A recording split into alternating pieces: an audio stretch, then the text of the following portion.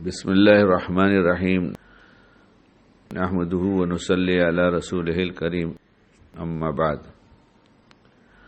Passport office میں گئے تو جو فارم جس کے پاس پہلے بھر کے دینا تھا، اب آج کل فوٹو وہی کھینچتا ہے۔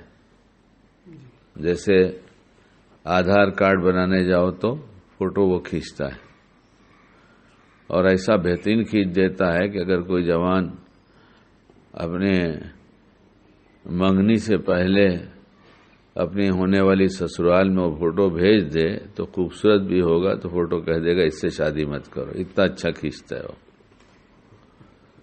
تو وہاں اس نے مجھ سے کہا آپ کا فوٹو، آپ ذرا سیدھے بیٹھ جائیے۔ میں نے کہا سیدھا ہی ہوں، میں ٹیڑھا کہاں بیٹھا ہوں؟ تو اس نے کہا نہیں اور سیدھے ہو جائیے۔ میں نے کہا کیا مطلب ہے؟ میں نے کہا آپ کا فوٹو کھینچوں گا۔ تو میں نے ذرا منہ بنایا کہ اچھا فوٹو آ جائے، لیکن اس کیمرے کی سیٹنگ ہے کہ اچھا جلدی آتا نہیں۔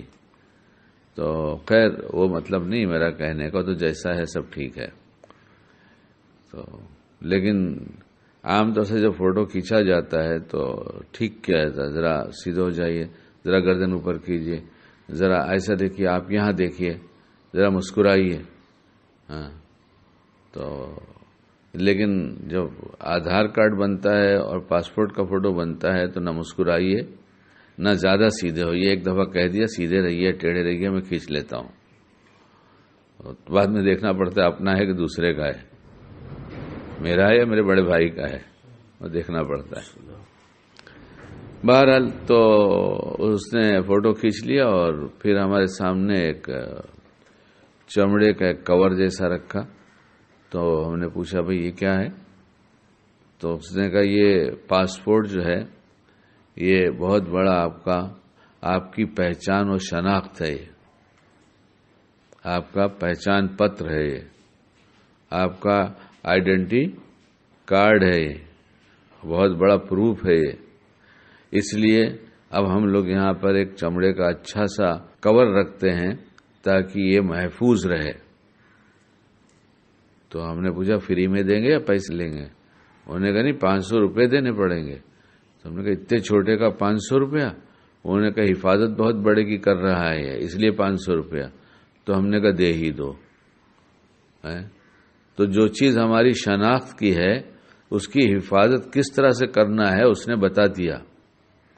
آدھار کارڈ کس طرح سے سنبھال کے رکھتے ہیں، اور الیکشن کارڈ، اور کیا کیا بن رہا ہے، پین کارڈ، یہ سب سنبھال کے رکھتے ہیں۔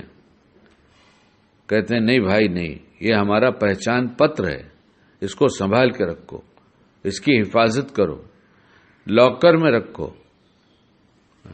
پھر کہتے ہیں اس کی ذرا کاپی بھی کرا کے رکھ لو، کبھی کھو گیا۔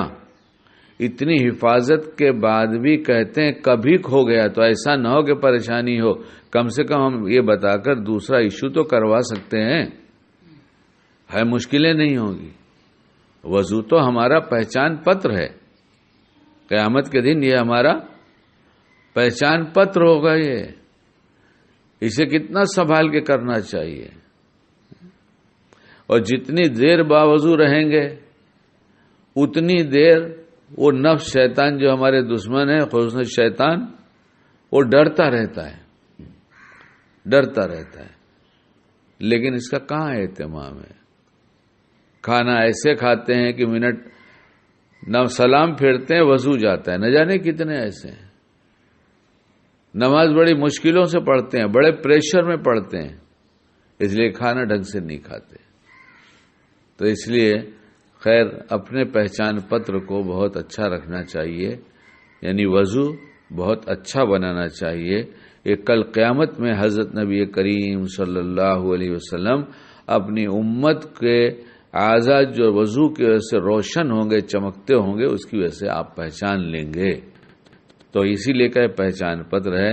اللہ ہمیں حلال روزی کھلائے، حلال پہنائے، اور ہمیں ایمانی سوچ اور انسانی سوچ نصیب فرمائے۔